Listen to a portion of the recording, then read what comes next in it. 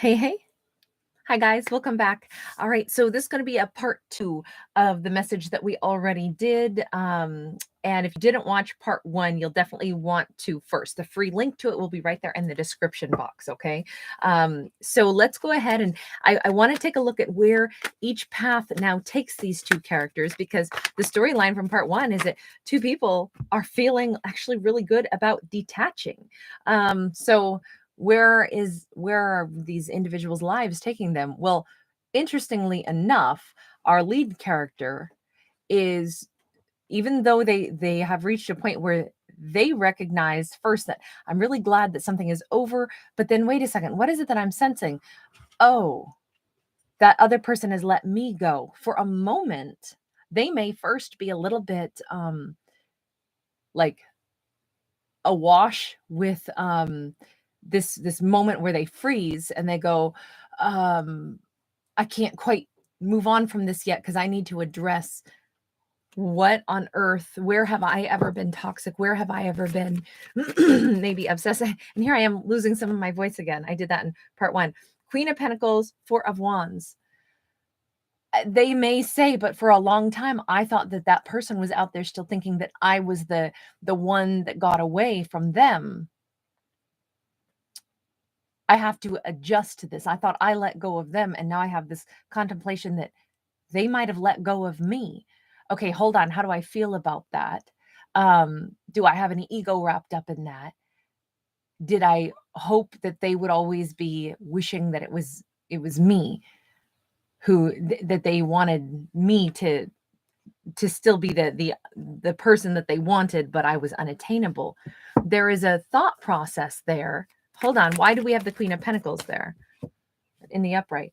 10 of Wands. You know what? This lead character, I actually really like them because they're so raw and honest with themselves, which I think is such a tough thing to do. You know, to say, hey, me and this other person, we're done with each other. I'm done with them. I know that I don't want them back, and I feel fine about that. But wait a minute. Oh my God. What if they decided that they didn't want me back too? That stings for a moment. Like, that hurts. Well, frankly, I would think that would be a very like normal human reaction. And for a second, I feel like our character could even be like experiencing it, letting themselves move through those emotions, sitting with it for a minute and saying, huh, oh my gosh, all this time I was thinking that they were imagining me as their perfect mate, and that they knew all that I had to offer. That's a big old burden I don't have to carry around anymore now, isn't it?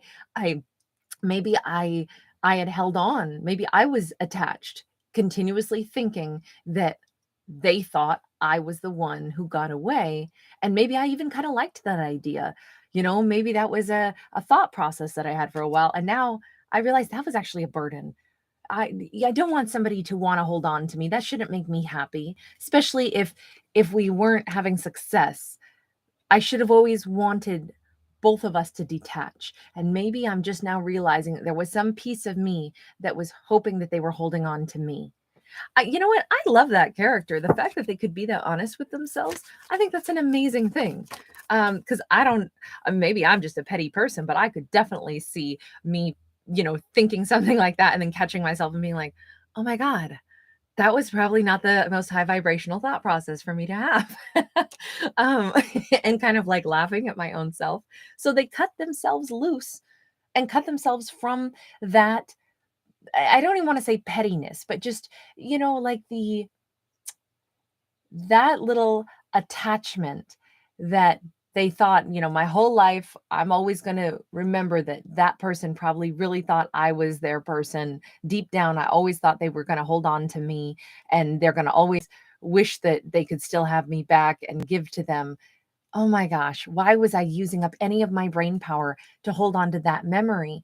It's okay to remember somebody that we had an attachment to, but to think too much about how they must have felt about us, almost like it would be like storing somebody's furniture for the rest of our lives in our garage after we've all moved out, or after they've moved out or we've moved out and we took all of their crap with us and we said, no worries, I'll just store it for the rest of my life. Wherever I move to, half of my garage will always be filled with your furniture, your stuff.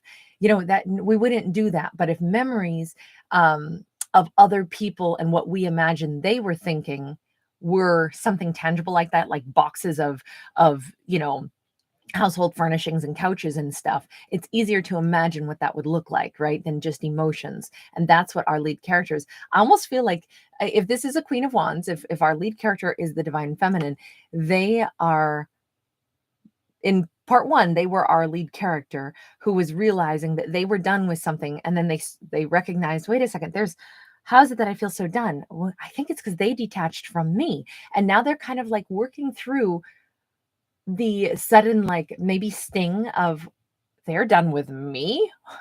Wait a minute. Oh, actually, yeah, that's all right. In fact, it's probably better. In fact, this is a better thought process for me to have, that maybe that was my toxic attachment, that I kept thinking that they kept thinking about me. I hope I've explained that. That's just I kept thinking that they kept thinking about me. That sounds a little bit nuts, but I don't know. I hope that tracked okay. They've cut that thought process loose, because as long as they kept thinking that someone else was always still secretly wanting them, they probably couldn't meet a new person, because it's almost like, I say, they had the other person's old furniture and couches and everything cluttering up their house. We have to stop thinking about that ex who we believe still wants us. It's almost like our lead character didn't really want the ex anymore, but they held on to this memory of how they believed the ex was feeling about them.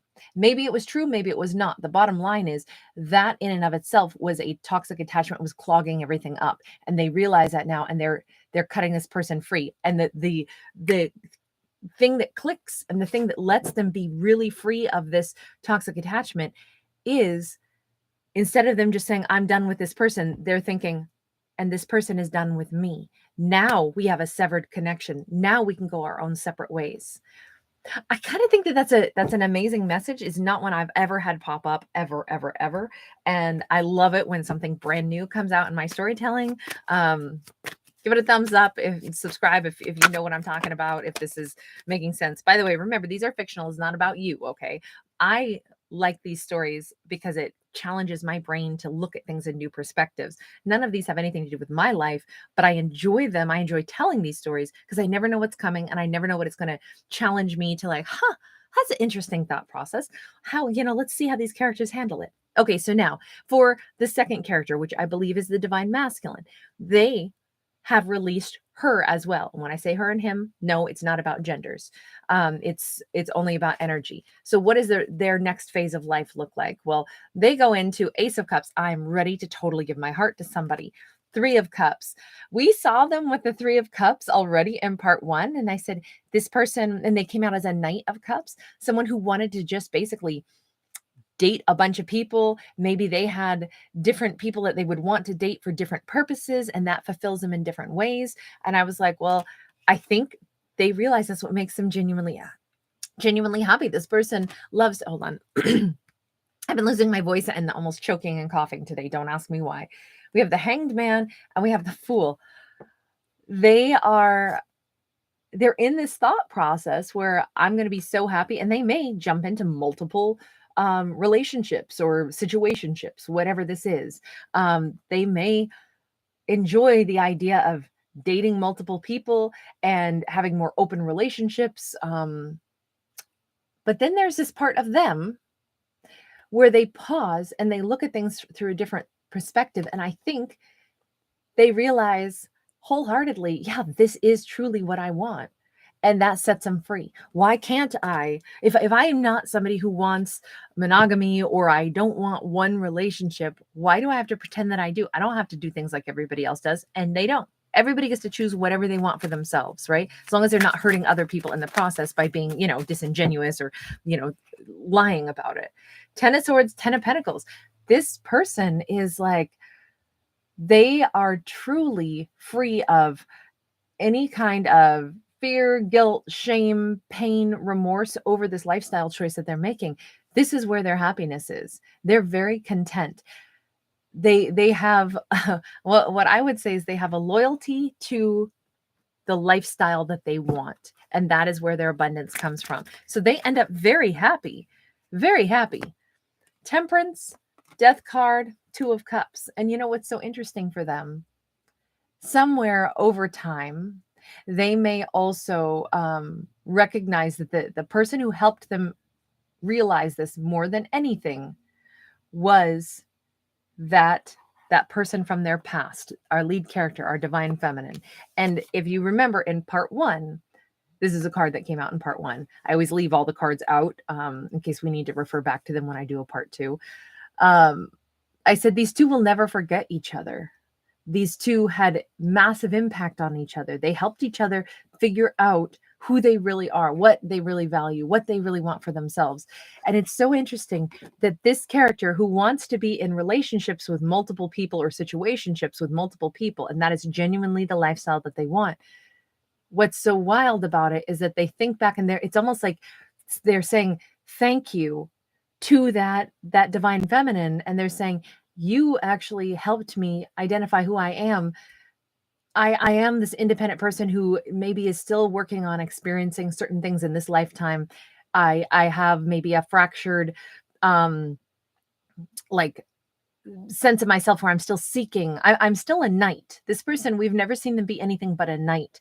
That's what we saw them as part in part 1. And here you notice we've never had any other card that has come out to give them a different title or a different name.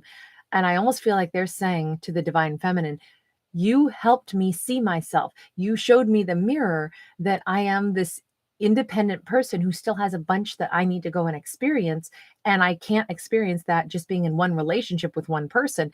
I need to go and do whatever it is I feel called to do without being embarrassed of my lifestyle choices. I'm not supposed to be in one long-term romance in this lifetime. And this does not mean that this person just is like free for all. They just are in like total open relationships. I mean, maybe they just simply are saying, I'm going to have, 3 short-lived romances in my lifetime, wherever that 3 of Cups card went. Maybe that's what they're saying. But the bottom line is, it's so wild because meeting the divine feminine, they're saying you were the strongest bond I ever had because you helped me figure out what I'm really looking for. So I'll always have like a sense of gratitude to you. You helped me break out of some mold that I never fit in, and I wasn't learning what I needed to. I had to kind of like accept the fact that I want to stay a knight still. Maybe in this lifetime, I have to remain a knight. I have to still be on a quest all the time. I'm experiencing different things. Maybe I'm looking for a way to learn how to express my emotions, and I'm not going to learn that any way other than this avenue that I'm taking. And maybe I don't know if this divine feminine told them something about like, you have so much that you have to still learn about love and how to love. And maybe they're like, damn, she was right. She helped me see it that way. And now they just accept it. It's an interesting story. Look, I'm not saying it's right. I'm not saying it's wrong. It just, these are the cards we got. So this is the only story I can tell. Feel free to weigh in about how you perceive these characters and everything, right? But the bottom line is both of these characters diverge, which is all for the best because they are not going to be successful together. They're more successful apart. And I say that because our lead character, our divine feminine, is able to address anything that was toxic about themselves, that was holding them back, and they drop it. And then they go ahead and they're able to have the connection of a lifetime, the real mate that they want. We have a matched pair. They wanted someone who only wanted to be with them, someone that would have their back to the end of their days. They want a perfect match where it's like, me and my partner, we literally, I mean, we are back to back. I know he's got my back and I've got his. Him, her, doesn't matter. I don't read for genders. But the bottom line is our lead character finally realizes, I wanted that. I wanted the person that wouldn't want to be without me. I wanted that level of commitment and loyalty where we're in sync with each other, we're ride or die together. And that's not who this other person was. I don't know why this character keeps, every time I talk for them, I lose my voice for a second. Now, meanwhile, the divine masculine is over here, and as they detach from her, they are recognizing the lifestyle that I am choosing to live is the one that I really want. It's where I feel more abundant. Maybe they look, whatever their purpose is in this life. It may be to have a multitude of experiences that will help them grow. They know that they would not have been the partner to her that she wanted. And trying to feel bad about the fact that they were not going to be the partner that she wanted was not helping them to grow. So they had to detach from that and just admit, I don't want that. I want to have more. I don't even know if I don't want to like insult and say they want more superficial relationships, because this is about them filling their own cup. They want to be loved, but on their terms, which is different than the way she wants to be loved. But they felt a strong bond with her because she helped them transform and helped them get to where they are. They're more content, and so is she. So here's what I would say about this. If everybody winds up, instead of being like this pull on each other's energy where it's like, we're not happy together, but it's hard to let each other go, but we aren't giving each other what we both need to be happy. We finally have them both detaching, and then we have them both like blossoming and understanding what they gained out of this. And there isn't any bitterness here. There's just two people that never were going to make each other happy because they're not in the same headspace or heart space, or and maybe we could say vibrational space, or what I really want to say is that they weren't equipped to have the same journey. Let's use this as an analogy.